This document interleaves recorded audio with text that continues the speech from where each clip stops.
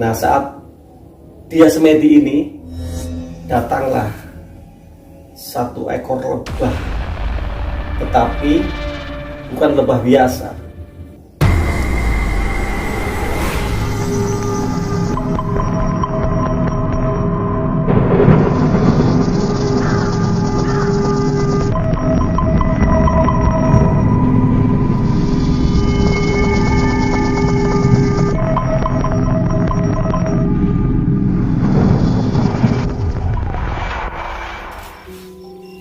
Beberapa saat yang lalu saya ditawari madu oleh seseorang yang bernama Pak Sakim.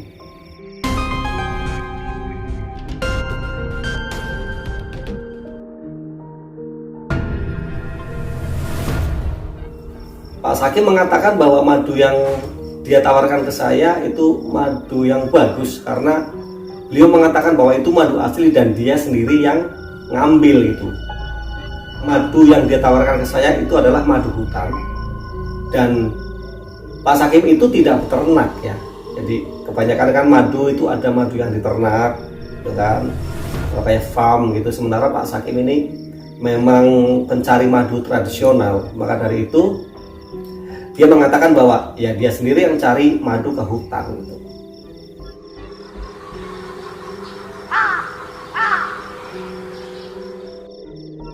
Nah, kemudian saya iseng-iseng tanya ke Pak Sakim, Pak, kalau nyari madu di hutan itu emang langsung ambil aja seperti itu atau gimana? Terus dia jawab, oh tidak mas, itu ada ritualnya.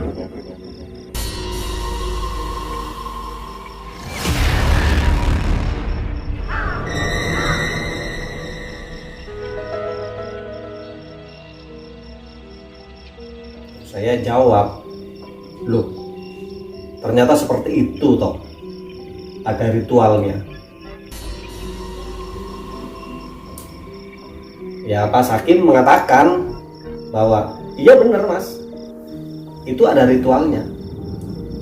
Ritual seperti apa Pak? Jadi seperti ini, memang itu kalau kita nyari madu di hutan itu ya kita juga harus tahu bahwa kira-kira di sisi-sisi mana atau di titik-titik mana itu ada madunya, ada sarang lebahnya. Dan tidak semua lebah itu kan menghasilkan madu, ada yang menghasilkan, ada yang tidak. Dan juga madunya juga macam-macam, ada yang berwarna hitam, ada yang berwarna putih, dan ada yang berwarna bening ke kuning-kuningan lah seperti pada umumnya. Dan kebetulan waktu itu madu yang ditawarkan ke saya itu madu yang berwarna putih seperti susu cair itu ya, susu kental manis lah seperti itu. Dan memang setelah saya coba gitu ya, karena saya memang beli itu madu, harganya cukup mahal, nggak tahu ya madunya madu apa namanya, saya lupa. Cuma yang jelas harganya bisa 4 kali lipat daripada madu yang biasa, madu yang umum seperti itu. Nah, kemudian Pak Sakim cerita ke saya bahwa ini tidak sembarangan mas, saya harus ritual dulu. Tuh. Ritual macam apa Pak? Yang pertama Pak Sakim mengatakan bahwa sebelum dia memanen madu, dia ini puasa dulu. Kemudian setelah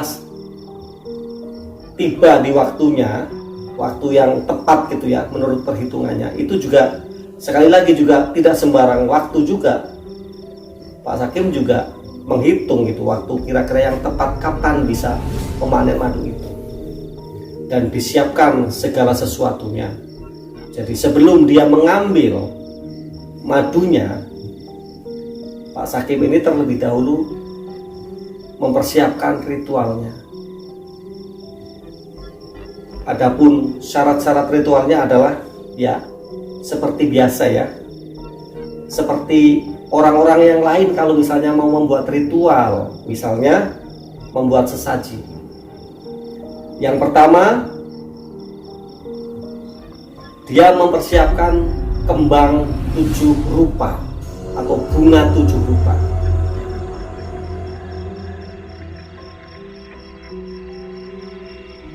Kemudian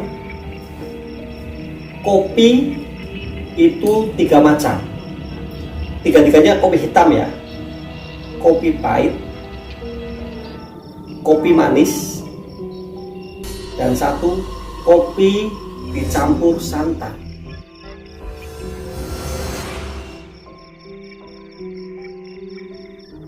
Nah itu, jadi kopinya aja ada 3 macam. Kemudian ada menyan, kemudian ada yang lainnya lah, saya kurang begitu jelas ya.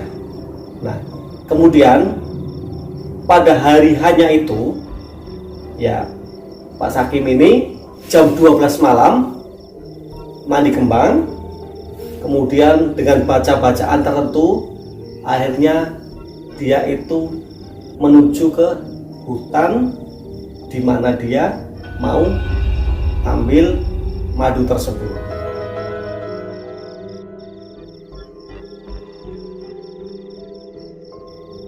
Nah, pas di lokasi itu misalnya kayak perbukitan gitu ya, terus di atas itu ada sarang tawonnya atau sarang lebah, kemudian di bawahnya itulah Pak Sakim itu membuat ritual.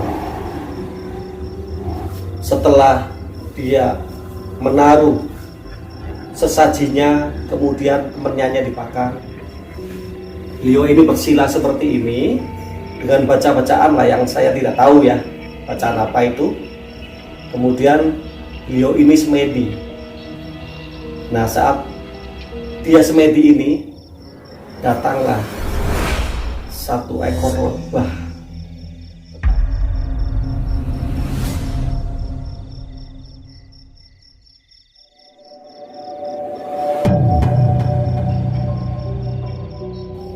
Tetapi bukan lebah biasa. Lebahnya besar sekali, segede truk tronton kali ya, kalau bisa mengilustrasikan seperti itu. Ya, kemudian setelah berhadapan-hadapan, akhirnya si lebah itu bertanya kepada Pak Sakim, Kamu mau apa?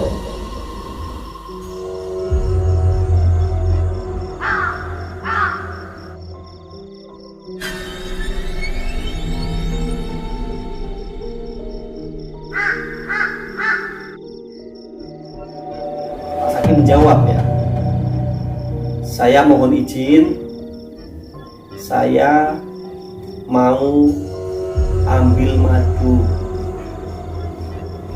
Kemudian saya sebut Raja Lebah itulah ya. Raja Lebah itu ya menjawab, silahkan kamu ambil, tapi jangan semua, tinggalkan barang seberapa agar kami masih bisa membuat rumah lagi. Ya demikian, Pak Sakim juga pasti tidak keberatan kan dengan syarat seperti itu, karena wajarlah kalau misalnya kita mengambil sesuatu di alam, kita juga harus menghargai mereka. Ya istilahnya ya deal-dealan gitu ya. Oke, kalau gitu terima kasih, saya besok akan mengambil lebah. Ya kemudian Raja Lebah itu yang mengatakan, menjawab lagi, oke silahkan. Ya sudah, kemudian Pak Sakim itu istilahnya seperti bertapa gitu ya, konsentrasi. Ya sudah, selesai. Kemudian beliau pulang ke rumah. Nah, tiba saat pas pengambilan madu lebah tersebut, itu 1 hari berikutnya.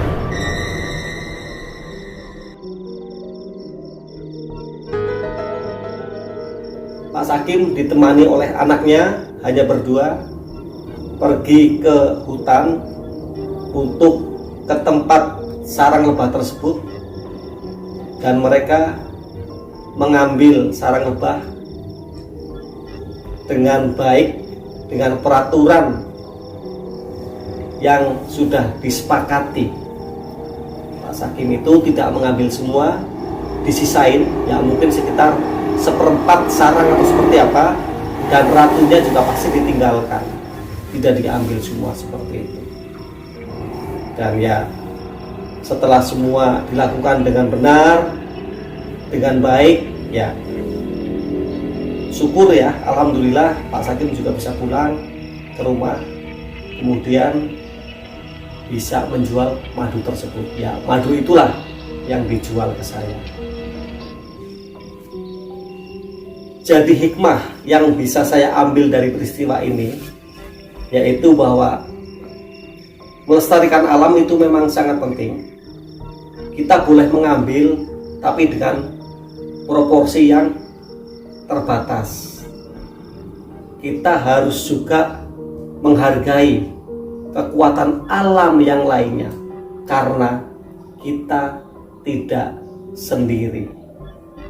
Jadi sekali lagi, tetap hargai kekuatan alam, kearifan lokal agar kita tidak merusak demi kelestarian alam semesta.